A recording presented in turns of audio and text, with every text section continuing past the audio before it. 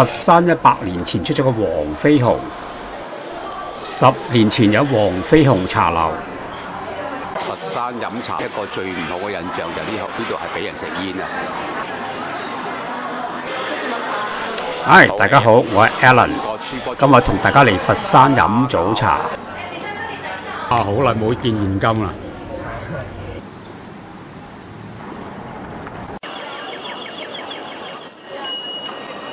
呢個係佛山禪城市中心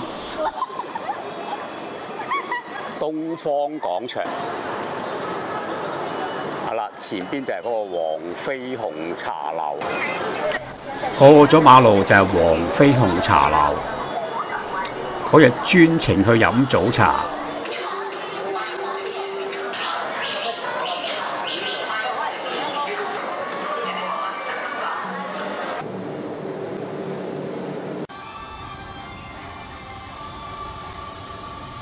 茶樓嘅內裝修都好黃飛鴻。係啦，黃飛鴻茶樓。今朝嚟到飲早茶，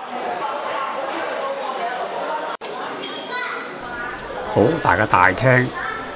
如果喺香港就可以用嚟擺酒，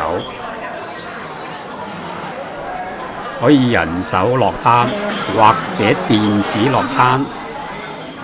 佢係點咗粉葛豬骨粥、西洋菜餃、飛鴻蝦餃王啊！係啦，自己沖茶。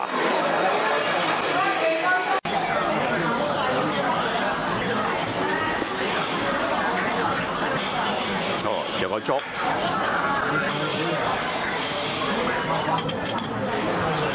哇！一次過嚟晒啦。粥、蝦餃、西洋菜餃。今朝嚟呢個黃飛鴻茶樓啊，食一粥2件啊，粉葛豬骨粥啊，下火。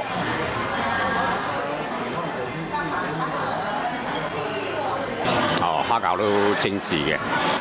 呢度個點心都幾有水準。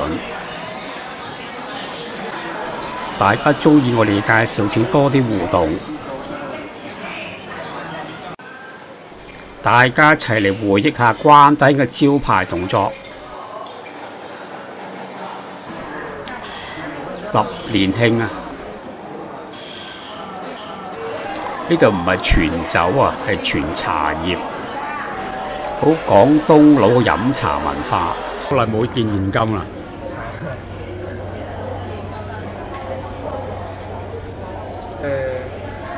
！82蚊。82蚊係嘛？微信支付啊！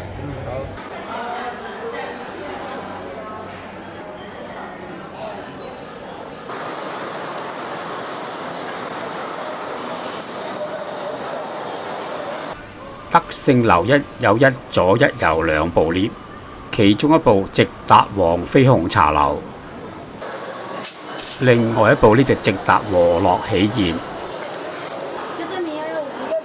好啦，就喺佛山大街同大家講拜拜啦。